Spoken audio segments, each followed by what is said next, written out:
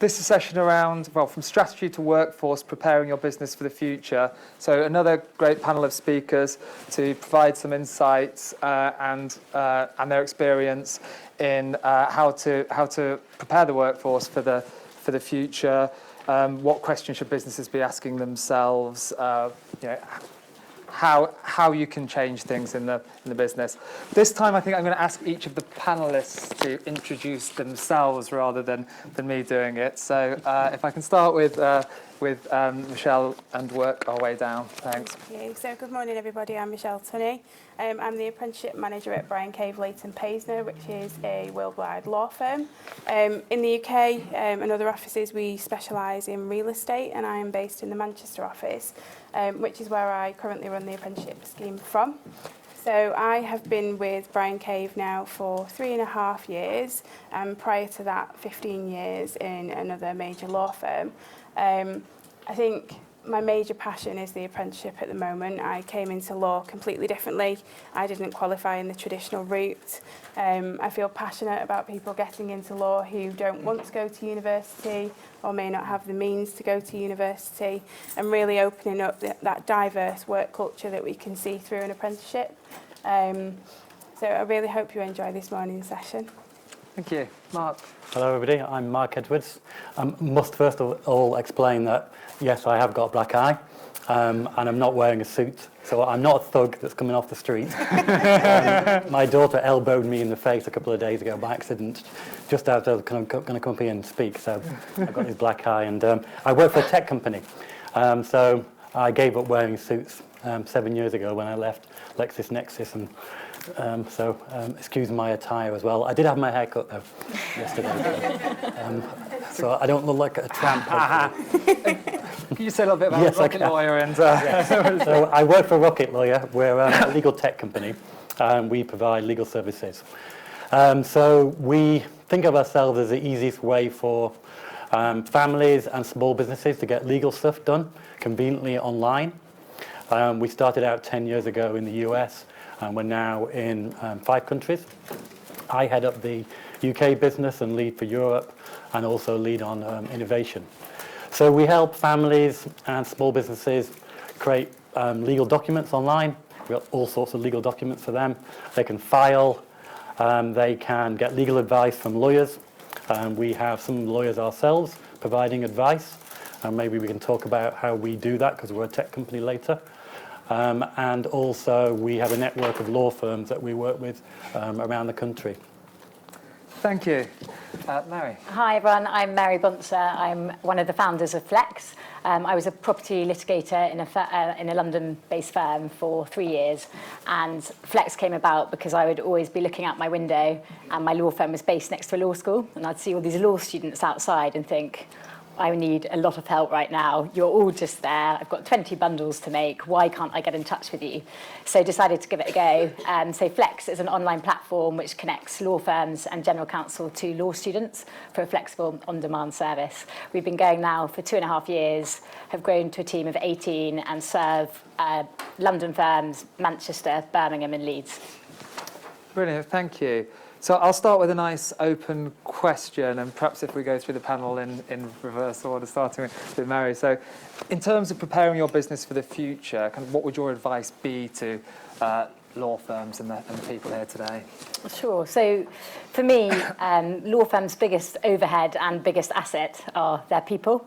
And from my perspective, we're constantly interviewing the future generation of lawyers. So my business is probably 95% of millennials. So for me, really focusing on your people and on your firm culture is absolutely key.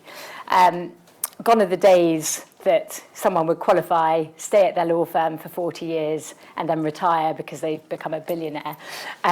Instead, we're going to be working for a lot longer. And I think it's really important that people are going to have more kind of different checkered careers, so you're not going to stay in one practice area. People are going to want to move about.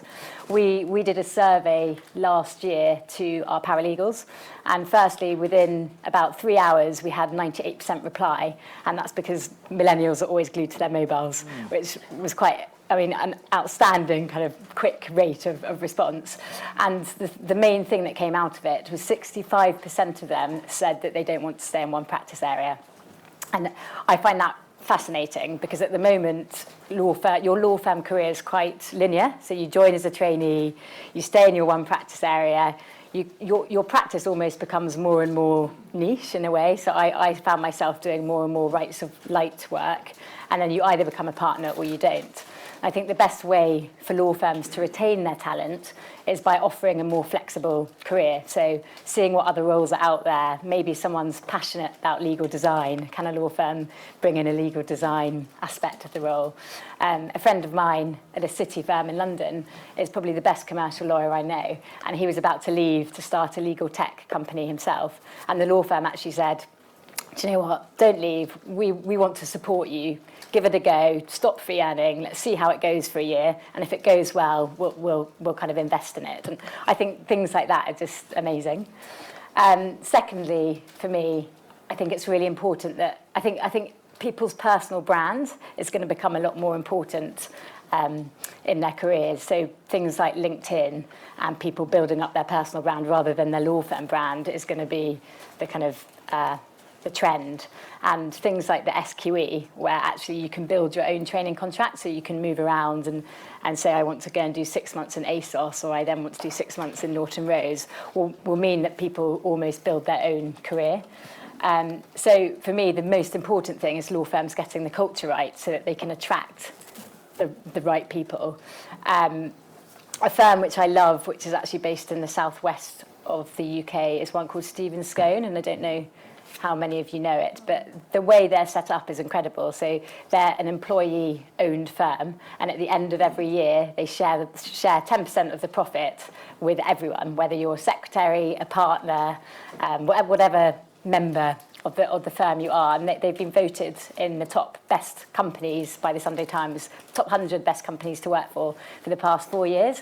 And I think that will really appeal to millennials who want responsibility, want a bit of meaning, and really want commitment and feel like they're contributing to the firm. And finally, which is more kind of where we sit, is the flexible resourcing.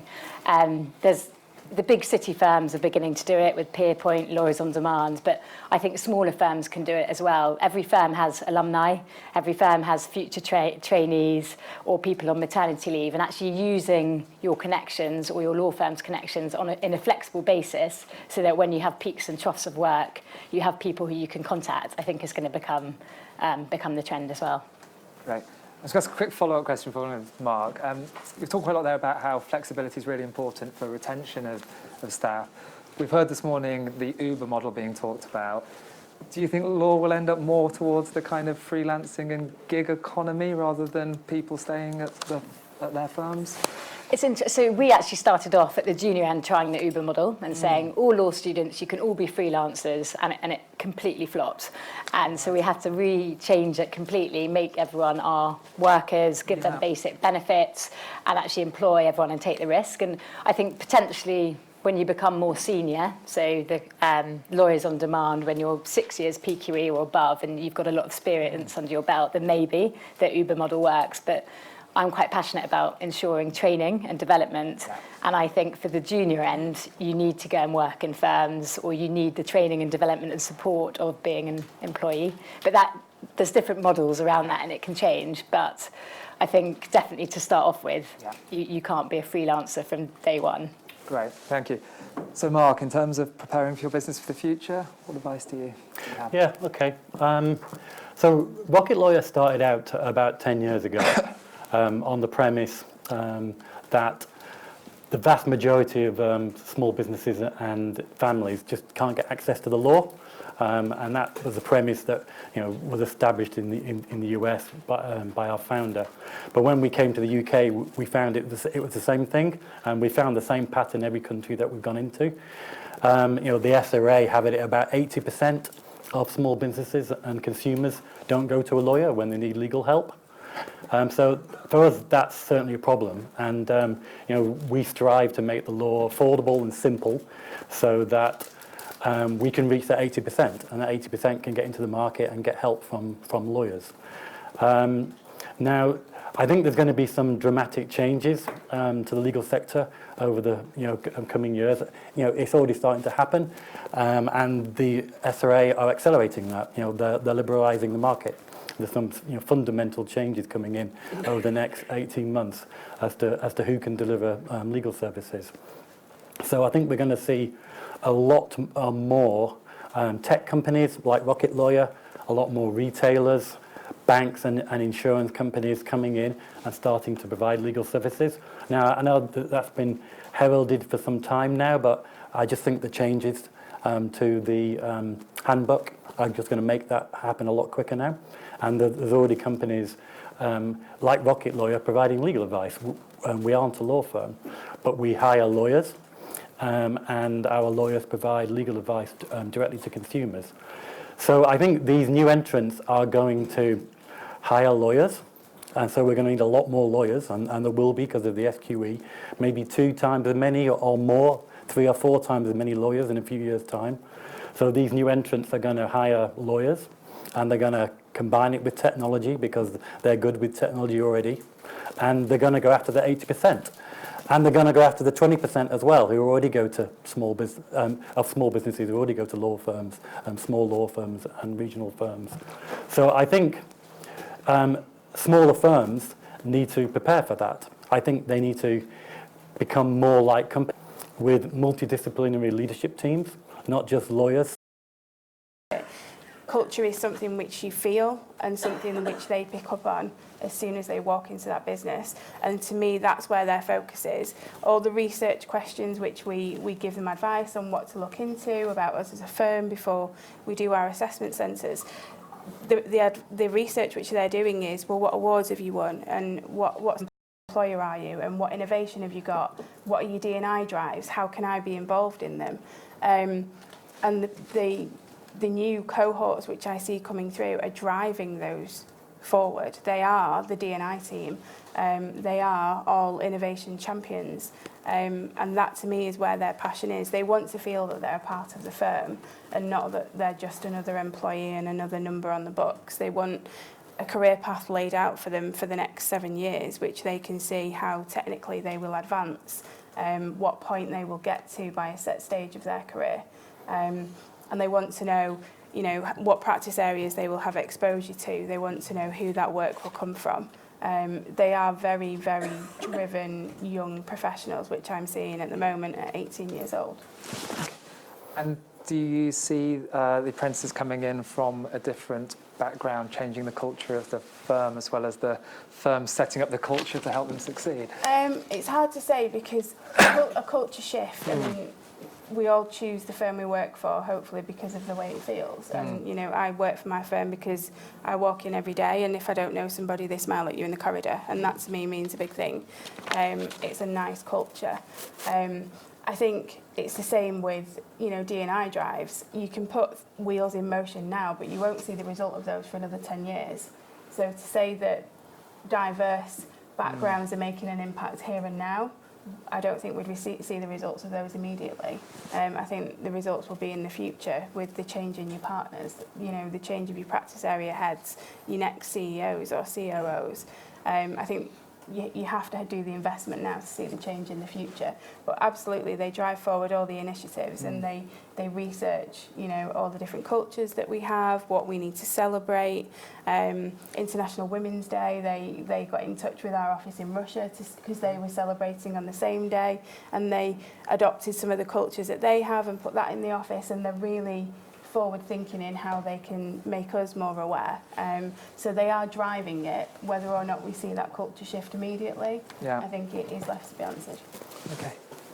Should we open up to any questions from the audience at this stage? No? Okay, well, I'll expand on the question of kind of culture to Mark. Coming from a very different background, a San Francisco tech company backed by by Google. What's the sort of makeup of your team that makes it look different, and kind of how do you think that's changing the way that you deliver legal services?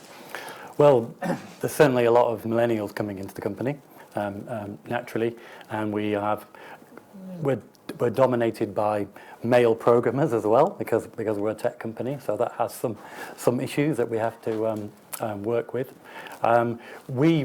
We've adopted a very open, sort of flat culture, and I think that's the only way modern companies can survive, to be honest with you. I really don't see the sort of hierarchical control structure which some law firms are still using as being as surviving, to be honest with you, going forwards. I think hierarchical control stifles innovation, and certainly millennials don't want to slot themselves into that hierarchy. They're expecting a lot more flexibility, a lot more autonomy, and that's what we strive for in everybody. So I want everybody to be autonomous. I want them to agree objectives with us, and I want them to go off and deliver on those objectives, and we'll give them the support and the training that they need to deliver. And they love that. It makes them happy. They're happy to come to work, and they're happy to share in the success of the company. They also want flexibility. They want to be able to work from home, and that can be a bit of a challenge for a tech company where we've got lots of teams developing things together. It's kind of handy to have them all in one room together. So when you've got people coming and going, it can cause difficulties. But we're allowing some flexible working. I call it predictable flexible working. I like to know if you're going to be flexible, when you're being flexible. I don't want you just coming and going as you please, and that is working for us. So people can work from home at some days of the month. If they want to come in a couple of hours late regularly and go home a couple of hours late, then we're comfortable with that, as long as everybody kind of gets a feel for where you are. So that's working for us, and that allows us to get teams together, allows them to innovate, take control over over their work process and over the products that they're building. Yeah. Okay. Thank you. Sorry, I was going to say, just to support that, we too have a flexible working policy, but my preference is it's in my calendar. Yeah. I know that you're coming in late. I know that you'll be leaving early, which is absolutely fine. And even from a business perspective, as long as those client needs are met, we adopt London working hours because that's our biggest office in the UK. So we work 9:30, 5:30. I allow people to be flexible around that. I allow people to work from home. But I do have a policy for more junior members of staff that they don't work from home. It's quite hard to balance that because you don't want it to be seen as a senior thing. Once I get to a position, I can then work from home and I've got seniority. So it is a hard balance, but you have to make sure the more junior staff understand the reason why they need to be in the office. You do have to put down some ground rules, don't you? Absolutely, absolutely. With the young people coming in. Absolutely. They've not had that sort of experience in the workforce before, so they need to know what they can get away with. Yeah, absolutely. And some rules around it all. Yeah. Otherwise, they do tend to wander off, and you lose track of them. Yeah. We work in a building with a blockchain company, and the point about blockchain is it's decentralized, the technology. So they've adopted a decentralized organizational structure where people can basically come and go as they please. There's no management structure. And that may work for them. Good luck to them. But it's not something we've adopted. And obviously there's the other extreme, a very hierarchical, lots of levels approach. We're trying to get something in the middle, and I think every organization needs to find their place, find their culture, find how they can allow flexible working, but put some rules around it. Yeah. We do. We go a bit further, a bit more extreme actually, and say anyone can take as much holiday as they want. Okay. We've been doing that for 2.5 years, and no one's abused it yet. If anything, people probably take less holiday, which is odd. But if someone abused it, well then we say to people, you can take as much as you want, as long as we know, put it in the diary. And if you abuse it, then it ruins it for everyone. So, and that seemed to have worked. Also interesting about working from home when you're junior. So we quite often get asked for paralegals on a remote basis. And so far it's been a bit of a disaster when that happens, because I think when you're paralegal or junior, not being in a room with someone to quickly say, can I ask you a question? And actually the thought of picking up a phone, which doesn't really happen anymore, you email or you text, but saying, can I ask, is a bit scary. So we always, when clients ask us, we want a remote paralegal for 6 months, I always say, well, at least have check-in points, and at least for the first month, get them in, grow that relationship so that they know you and feel comfortable being able to pick up the phone and say, I don't understand what I'm doing. Or so I think it's really important for training purposes. You've got to be face-to-face interaction to begin with. And are there sort of common characteristics within the firms that are looking for these more flexible solutions, including using flex? And you mentioned that it could benefit smaller firms, but they're not picking it up as much at the moment. Can you sort of explore that a little bit? Yeah, I think maybe smaller firms are, but you just see in the press Linklaters doing linkies or their kind of platform, and A&O having peer points. So I don't know if the smaller firms do use their alumni so much, but it's, as far as I can tell, people don't have the technology to be able to contact all their alumni, or they have a spreadsheet or a Google Drive spreadsheet where it might have their number, but actually using a platform, which is hopefully what we're building, and letting people put their candidates on it, all their alumni, all their future trainees. You can see when they're available, you can see that they want work, and actually helping with resource management is going to become a much bigger thing. And I know just the big firms are looking at it, but I haven't really spoken to too many little firms who are. Okay. You guys might be able to tell me differently. Is this something you're looking at, and do you use your alumni for projects or your future trainees, or no? I mean, it's a pool of talent. Your future trainee, you're giving them a job. And me as an LPC student, or when I'm doing my SQE, I was desperate to get experience and legal experience and hit the ground running, and they're kind of on your doorstep. So I would definitely look into it. Yeah. Where we kind of finished up the previous panel session was around what steps do you think that firms that perhaps aren't setting up from scratch, aren't coming in from another sector, bring that with them, what steps can they take to sort of innovate and, I guess, prepare themselves for the future? You know, when they've got the day job to do, they find it quite difficult to think at that strategic level, find the space to do that. Mm-hmm. Any tips for those firms from any of you? I think the two main focuses are kind of innovation and then legal tech, and neither of which should ever be an objective. I remember 10 years ago, my boss sat me down and said, objective number 1, innovate. Right. Okay. Right, what does that mean? How do I do that? I have no idea. Don't think he did either. But it's identifying the processes that you've got in place, understanding the work that you've got coming into the business, how you can push that to be done at the correct level. But to me, before you bring the tech in, you have to know your process inside out. If there's a beginning, a middle, and an end to a transaction, then it can be processed. And it's putting the people in your business with the knowledge of those transactions. So those specialists, those people who know how to do that inside out, day in, day out, get them to put that knowledge into a system, because that system will drive your business forward. And you need to offer those reassurances that system will not replace that person. You will always need manual input. No matter how good a system is, you will still need a lawyer to look at the end result of what that system has done. Make that person a champion. Find those people in your business who are passionate about this kind of thing, who may have felt, well, that isn't part of my role. It's something that we do. We have innovation champions across the board in the business, and anybody can nominate themselves to be one. And we find that because it's people that are passionate about those areas, it really drives it forward. And there's a lot of talk about the T-shaped lawyer. So do you have your traditional qualification that then becomes a legal process manager, a project manager, takes on all these other roles? Or do you stay with the traditional I-shape and let them just move into management slightly, but really be niche and focus on their practice area?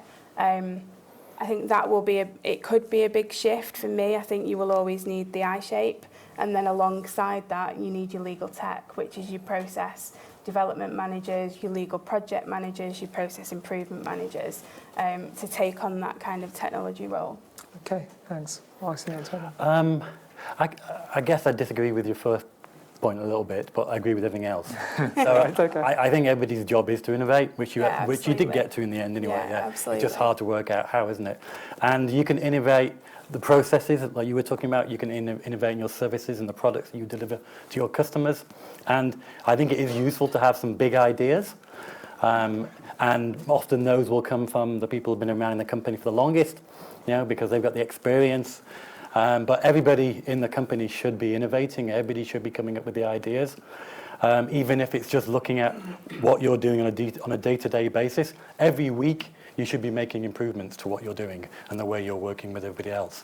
And then you can move on to innovating with the products you deliver to your customers. You've got to have the big ideas, but I would definitely advocate not trying to just implement them all in one go. So, in software development, everybody today has adopted Agile, and it really is about working out where you want to get to, but then taking the project, breaking it down into very small steps, and getting going, and quickly delivering value to the processes or delivering value to your customers. So don't try and do big projects. Don't buy in big IT. Hopefully there's no IT providers here, but I would recommend not buying in big IT projects if you've got some innovation ideas. Start with a spreadsheet. Understand the process, design the process properly. Start with a spreadsheet, start with pen and paper, get it going, and then you can start bringing in the IT once you've got a good grip on the process. So I would very much agree with you. Yeah. There was quite a good quote which I heard, which is you can't buy a treadmill and expect your physique to change overnight without actually getting on the treadmill, and you have to understand what that process is before you can do anything with it, before you make any investments. Yeah. And law firms are sitting on a pile of data. You have so much data. It's just digging it out and analysing it. And I'm seeing a trend. We keep getting asked for legal ops roles, and I think this is the shift where legal operation people are coming in, looking at the data, analysing the data, trying to make patterns of it, and then saying, okay, what can we do? Let's look at our data, then let's change the process. And actually, I started Flex completely in the lean, agile way. It was with a spreadsheet. I went and flied outside BPP, got a few paralegals on my books, approached a law firm, and had very much built it. And then James would look at the technology. We used to have manual timesheets where it would take 3 days to send out timesheets. And then James would say, that's too long. We need to build one button where you can just click it. Yeah. So it's actually you need to do the manual process to see what we should be building. And I like the concept of the T, and I think in your business, yours is a big business, you are going to get lawyers who become project managers, or lawyers who become marketeers, or ops process managers. I think in smaller companies, and Rocket Law is still quite small, and I imagine most of your firms are quite small, I think lawyers do have to wear more than one hat. And I think lawyers who can understand technology or can also do marketing, we've got lawyers who can code. We've got lawyers who can automate documents, automate processes. I think as we go forward, you're going to need a lot more lawyers who are happy to embrace technology and do other things than just lawyering. Yes, you'll still need technical lawyers, and there'll still be a place for those. But I think in smaller companies and firms, you do need people who can wear more than one hat to be nimble and be able to be agile and innovate. We do a commercial development scheme, so the paralegals that work for us come in and they have to do everything: sales, finance, bookings, and it's trying to make these T-shaped lawyers, and quite often they don't like doing the sales parts, and I keep saying, I promise you, it's so important as a lawyer to be good at BD. That's going to be a massive role if you become a partner, so it's worth picking up these skills now and playing on your strengths and building on them. Okay. And that's one more question, and I'll come back to you if there's any audience questions yet. It's really interesting, the point around how every firm is sitting on this wealth of data they should be using. Can you tell a bit what data is it that's there that they should be using, and how should they be looking at that and using it?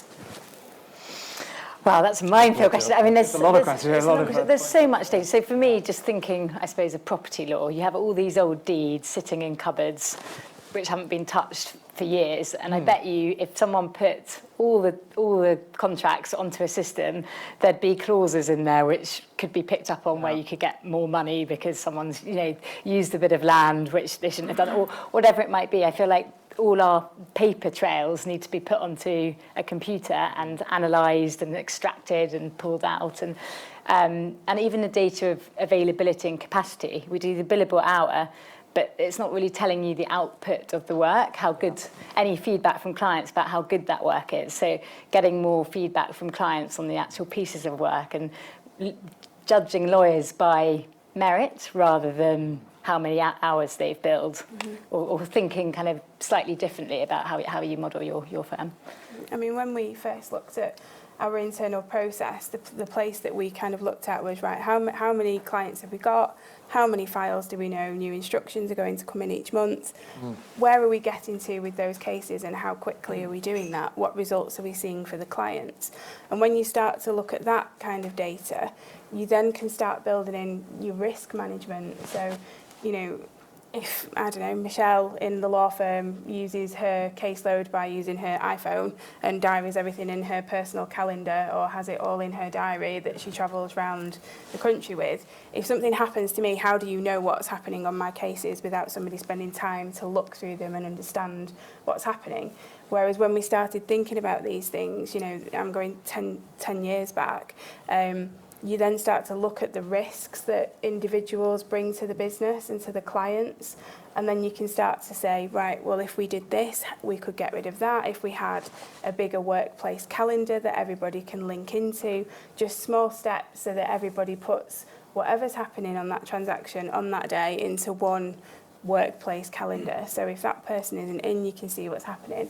And even then through Outlook, you can start to track trends, how those progress. You can look at risk of, you know, do you have an individual who may not be progressing cases as quickly as others in the business, in which case is it a training and development need? And to me, just looking at that raw data opens up a whole world of knowledge that actually can drive performance in the business. Yeah, we do the same. We have a lot of operational data we monitor. Our website, how it's performing, what people are doing on it. Also the law firm that we started up, we obviously get a lot of data from that about the operations and use it for, you know, business intelligence. We're also in a pretty good position when it comes to client data, because the way customers create contracts on our website is they go through an interview online and they enter all the data.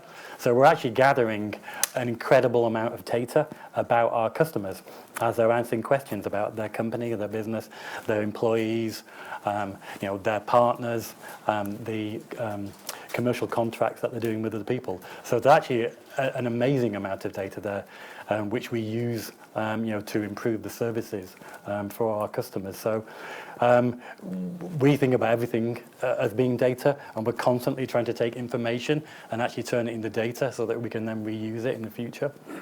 Mental health, I think, there's a few apps now which are monitoring people's emails to track people's mental health. So if someone's in the office every night at 1 a.m. and beginning to track how many hours people are doing, or their email tone, and actually looking, and that's quite I find that quite interesting. I haven't looked into it too much, but actually looking at mental health through the data as well, especially with the Junior Lawyer Division report, which is quite a terrifying Everything's statistic. data, isn't it? Yeah. Any questions? Yes.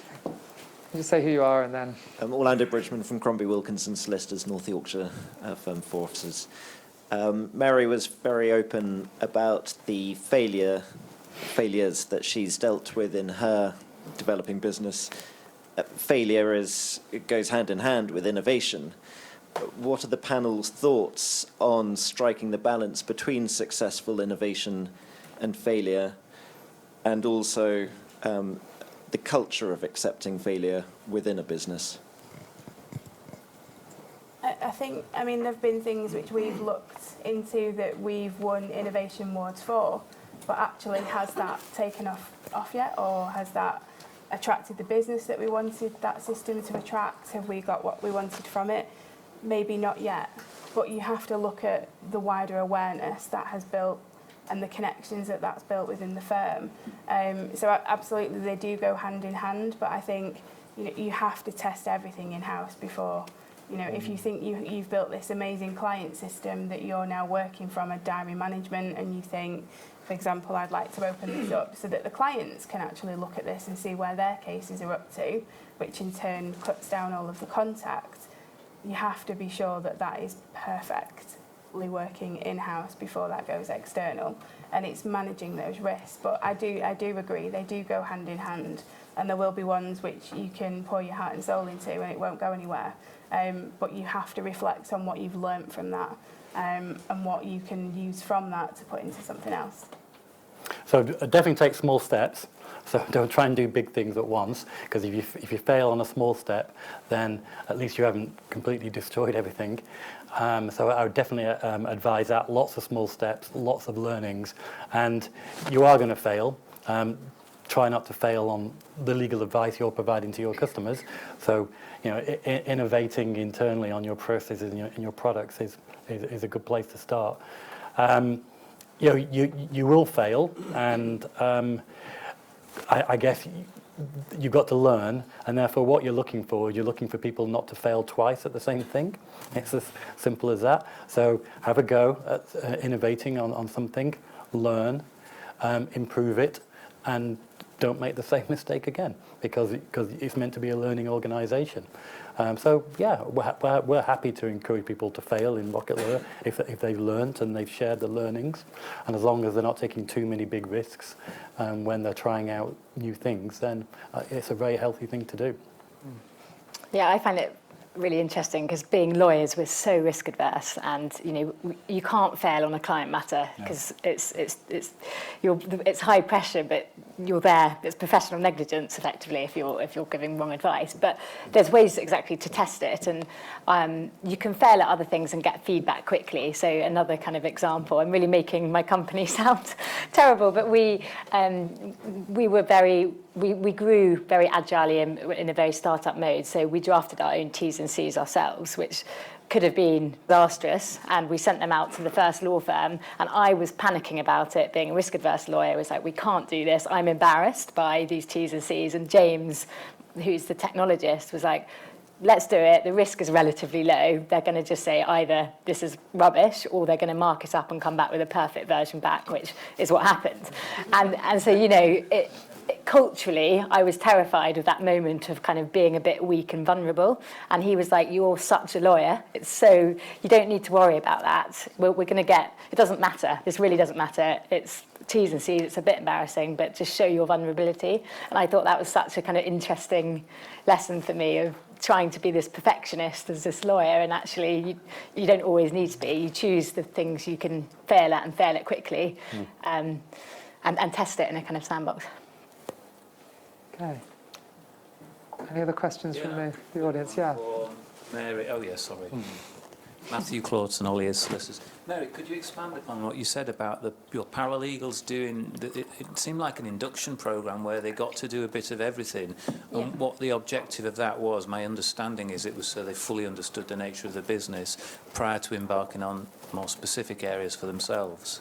Yeah, exactly. So when our paralegals at Flex come and join us, we want them to understand every bit of the business. And I think millennials, so again, from the survey we did, millennials really like to know what's going on and see the bigger picture.